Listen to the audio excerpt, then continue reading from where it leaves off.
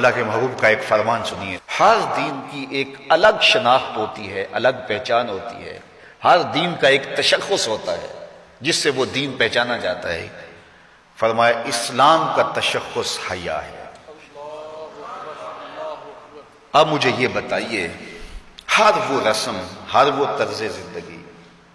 جو اسلام کے اس مزاج سے ٹکراتی ہو تو عملی طور پہ ہمیں اس کا بائیکاٹ کرنا ہوگا اور اس کے لیے ہمیں کوشاں ہونا پڑے گا، اس لیے کہ اسلام کا مزاج یہ ہے کہ اسلام ہمیں درس حیا دیتا ہے، صرف درس حیا نہیں دیتا بلکہ رسول رحمت نے فرمایا ہر دین کی ایک الگ پہچان ہے، ایک شناخت ہے اس دین کی۔ اسلام کی شناخت حیا ہے، اور حیا ایک ایسی دولت ہے جب یہ روحوں میں اترتا ہے اور من میں سماتا ہے تو اللہ تعالیٰ جل شانہ کی رحمتیں اس شخص کے اوپر نازل ہوتی ہیں۔ سب سے زیادہ اس کائنات میں حیا کرنے والے، حدیث پاک میں آتا ہے حضور علیہ الصلوۃ والسلام کواری لڑکی پردے میں جس طرح سمٹی ہوئی ہوتی ہے، فرمایا اس سے بھی زیادہ حیا کرنے والے تھے۔ تو ہمیں درس حیا کا دیا گیا، اور ایک مقام پہ یوں ارشاد فرمایا گیا کہ حیا اور ایمان یہ دونوں جڑی ہوئی چیزیں ہیں، اگر ان میں سے ایک رخصت ہو جائے تو دوسری شے بھی رخصت ہو جاتی ہے، اگر ایمان چلا گیا ساتھ حیا بھی رخصت ہو جاتا ہے، اور اگر حیا چلا گیا تو ایمان کے ثمرات بھی نصیب نہیں ہوتے۔ تو حیا اور ایمان یہ دونوں آپس میں جڑی ہوئی چیزیں ہیں، ان میں سے ایک تم سے الگ ہوگی تو دوسری اس کے ساتھ ہی چلی جائے گی، ساتھ ہی رخصت ہو جائے گی۔ تو آج مغرب کی فکر کے حامل لوگ آج دلیلیں دیتے ہیں جناب پردہ تو آنکھ کا ہوتا ہے، پردہ تو جناب دل کا ہوتا ہے۔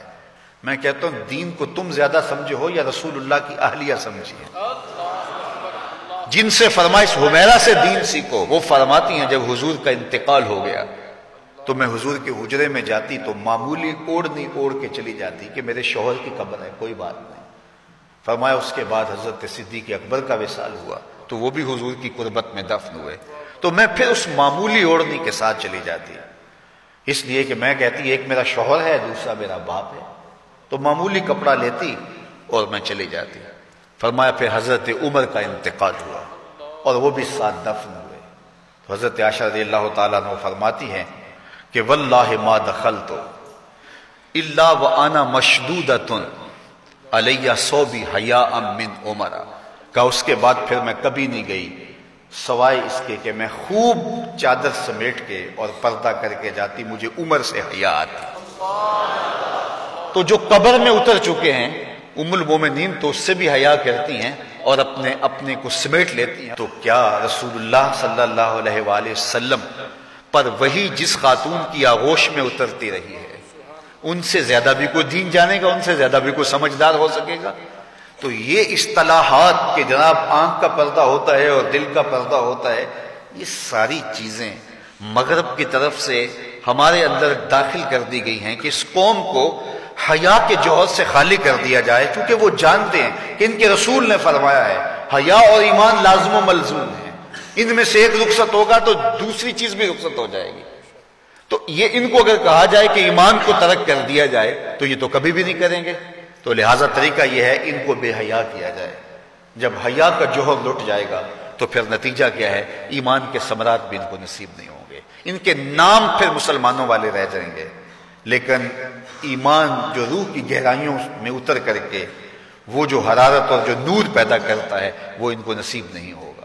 اور یہ جو ہے وہ عجیب ایک بے چینی کی زندگی گزاریں گے، آدھا تیتر اور آدھا بٹیر، عجیب قسم کا یہ ایک جو ہے وہ معجون مرکب بن جائیں گے، ان کے پاس کچھ بھی نہیں رہے گا۔ تو اس لیے ایک ہی بات ہوگی، اس چمن میں پیروے بلبل ہو یا تلویز گل، یا سراپا نالا بن جا یا نوا پیدا کر۔ تو آج دنیا کے اوپر ہم رسوا جو ہو رہے ہیں تو اس کا سبب یہ ہے کہ ہم آدھے تیتر اور آدھے بٹیر۔ علامہ اقبال نے جب شکوے کی زبان کھولی تو لہجہ بڑا تلخ ہو گیا، لیکن جب جواب آیا تو سارا نشہ اتر گیا۔ جب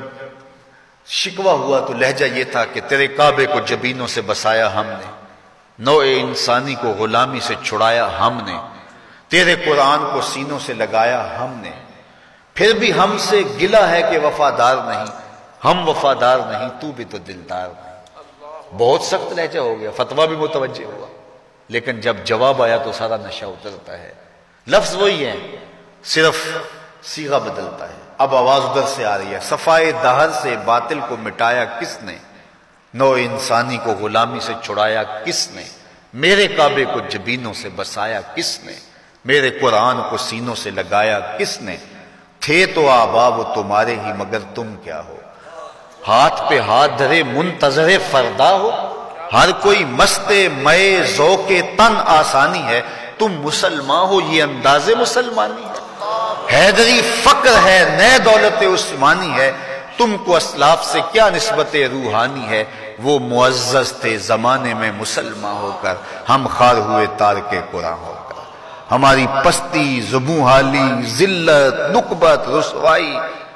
یہ اس کا سبب یہ ہے کہ ہم نے کتاب اللہ کی تعلیمات کو چھوڑ دیا۔ وہ غالباً واصف علی واصف یا بابا اشفاق نے کہا تھا کہ لوگ اللہ کو تو مانتے، اللہ کی نہیں مانتے، تو جب ہم اللہ کی نہیں مانیں گے تو پھر ہم کس طرح کامیاب اور بامراد ہوں گے، اور جب ہم اپنے خود کو سپرد کر دیں گے اپنے مالک کے تو پھر ہماری زندگی خوبصورت رنگ میں ڈھلتی چلی جائے گی۔